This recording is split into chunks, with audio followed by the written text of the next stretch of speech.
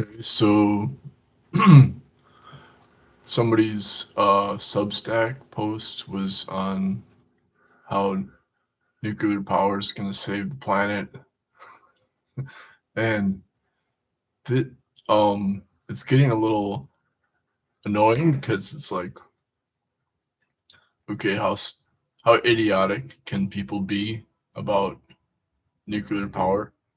But most people chase after the money, so they had some study about how there's like 66 companies that are trying to build nuclear power, and um yeah, and China's built all this nuclear power. But I just said, well, I mean, I was personally shown a creek in at Pine Ridge Reservation that was polluted by uranium mining. And if the nuclear power industry wants to claim they haven't caused any immature deaths in 2025. First of all, they have to clean up and reverse all the damage they've already done from decades of uranium mining that's mainly on Native American reservations in the US and in China. If you just go into Google Scholar and you type in premature deaths, uranium mining, or Native American uranium mining, or for China, you type in Tibet uranium mining, and you get, it's a huge environmental catastrophe. And then there's depleted uranium, which is a byproduct of the nuclear power industry and used for weapons, and it's still being used. And in Iraq, depleted uranium created two-headed babies from uranium. um, so there's like the pollution from depleted uranium is much worse than gets covered in the news. It doesn't get covered at all, and also nuclear power plants are routinely emitting tritium. And my own dad was a lawyer for the nuclear power industry. For when I was born, he was covering the opening of Monticello nuclear power plant, and he had been chief deputy officer for the attorney general, and then he got hired by um, Northern States Power because the attorney general was trying to regulate the routine emissions, radiation emissions, at a stricter than federal level. So NSP was arguing that, well, it should just be at the federal level and nothing stricter. And so he won his lawsuit, and I went to Puerto Rico when I was 6 weeks old as a victory vacation. And of course, I had no idea. How I found out about this was I Googled my dad's name when in the year 2000, and I discovered it. And then I confronted him about it. I'm like, is that why we went on vacation? And he's like, yeah. And that case set a national precedence for the whole US, where nuclear power plants could not be regulated at a stricter than federal level, even though the tritium levels are routinely causing cancer around nuclear power plants. They have to use statistics to show this, but that same nuclear power plant, Monticello, just had a big spill of tritium into the Mississippi River, and it was the detected tritium levels were like hundreds of times higher than the EPA safe standard, federal standard. So we don't know how many premature deaths the nuclear industry has caused in 2025, but we can be sure it's been plenty of deaths that they've caused. And but the instead the nuclear industry is claiming they've caused 0 deaths in 2025. And of course, it's just going to get worse because, like in Turkey, they just shut down a nuclear power plant because of global warming.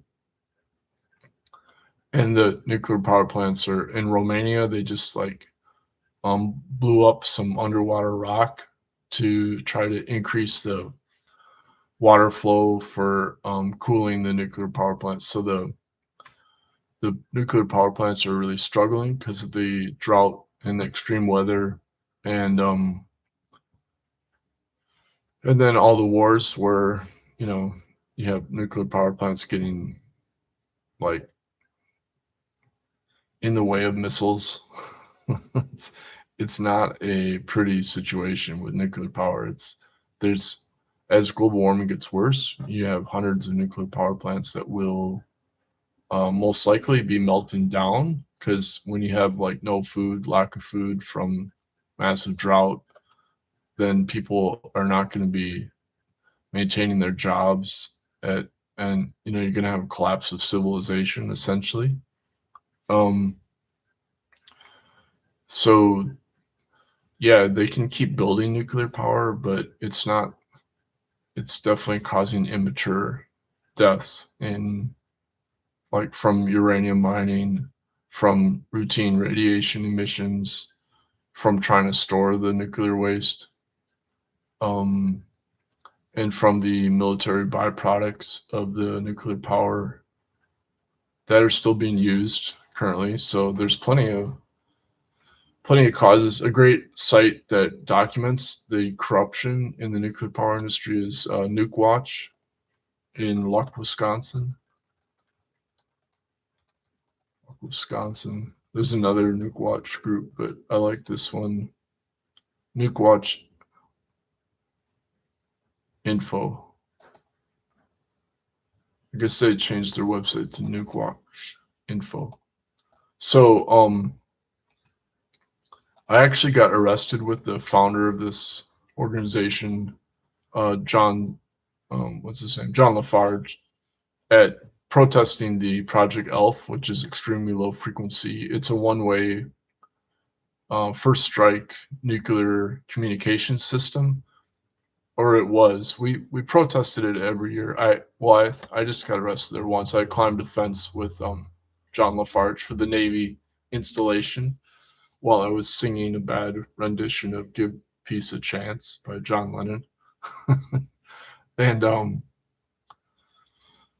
I didn't go to my trial, so my driver's license was revoked in Wisconsin. And then 10 years later, I got a summons for my arrest in the mail. So at that point, I paid my fine, so I could keep working. I got my vacation money, got my vacation pay, so I could pay my fine. um, let's see. Okay. The first arrest I got was in 1994, and that was protesting the storage of nuclear waste on the Mississippi River at a Native American reservation. Um, and that protest led to Minnesota having a renewable energy requirement um, as sort of like a counterbalance to nuclear power. And what happened is this the organization that I ended up working for 10 years, they were another environmental nonprofit. The IRS came after them for being part of that protest for um so the IRS fined that organization I work for, and I found this out from another nuclear power activist. She told me she had been on the board of the organization. Of course, the organization never told me this, even though I worked there for 10 years. But I found that out. She said she quit the board because that group refused to protest nuclear power because the IRS had come after them and fined them for supposedly misusing their funding because they had two different funding arms. They had their educational, which is tax deductible because it's not political, and then they had the political money. And Anyway, they didn't want to get shut down, so they refused to protest nuclear power after that. And even though I debated them, I'm like, yeah, nuclear power, you know, it needs to be protested still. And they're like, no, renewable energy will, just develop so fast that that nuclear power won't be able to compete.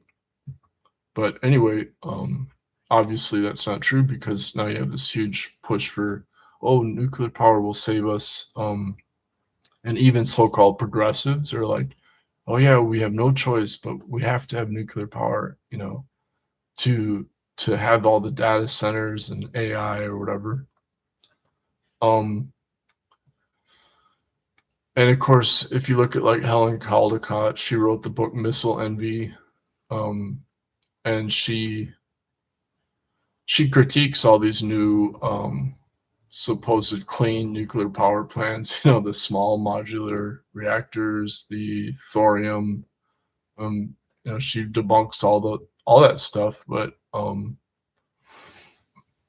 course, the nuclear industry, they're just gonna ignore everything and then say, if you complain about anything, they're like, oh, your feelings got hurt. Like it's just like we can do whatever we want because nuclear is power. It's gonna conquer nature. It's like, yeah, okay, so we're gonna have a radioactive planet like Mars. It's like we don't need to go to Mars because we're gonna make Earth, radioactive, and we're gonna have more two-headed babies from depleted uranium. Um, I don't know why like the two-headed babies from depleted uranium.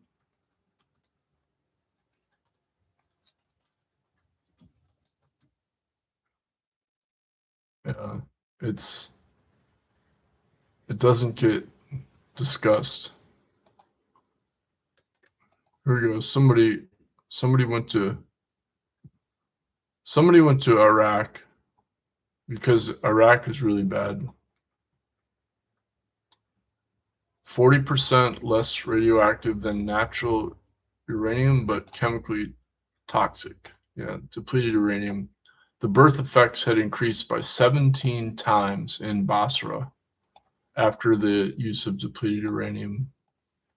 So, you want to claim there's been no mortality from nuclear power, but I also got arrested at Alliant Tech Systems. Alliant Tech Systems they were headquartered in Minneapolis, but we kept on protesting. And after I got arrested, I testified to the judge, and I'm like, yeah, their charter should be revoked because it's against the UN, whatever treaty, Geneva Convention, or whatever genocide.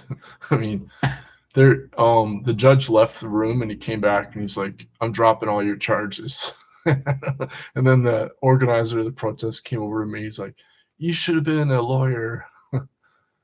And I mean, I just pointed out to the judge, well, my dad was the chief deputy officer, the attorney general, and the attorney general can revoke charters, for corporations, and this corporation should get its charter revoked.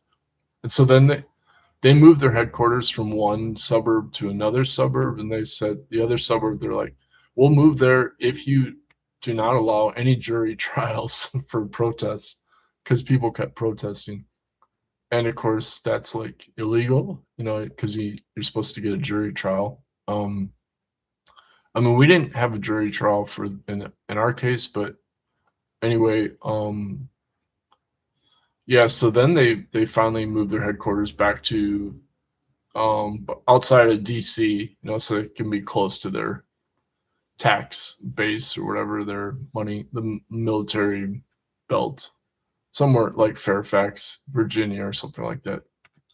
Alliant Tech System. I think they stopped making depleted uranium weapons, but they made enough of them. They also made landmines. They're a big landmine producer. They're spinoff from Honeywell. Um, Yeah, so it's like if people want to pretend that nuclear power is not causing increased mortality, they're going to pretend that. They're going to just promote the clean energy scam. of nuclear power, but it's obviously not clean energy.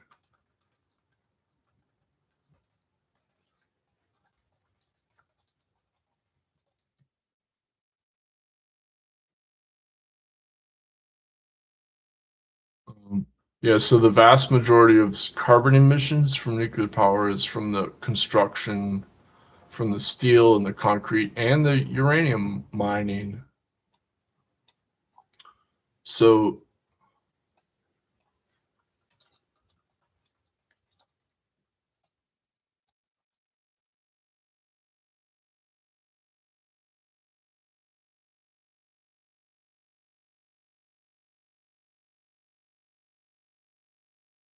50% of uranium reserves in the US are on Native American reservations, including 1,000 abandoned mines in the Navajo Nation alone. Um, so uranium, boom time for uranium, September 25, the good, the bad, the ugly. There you go. So it's still going on.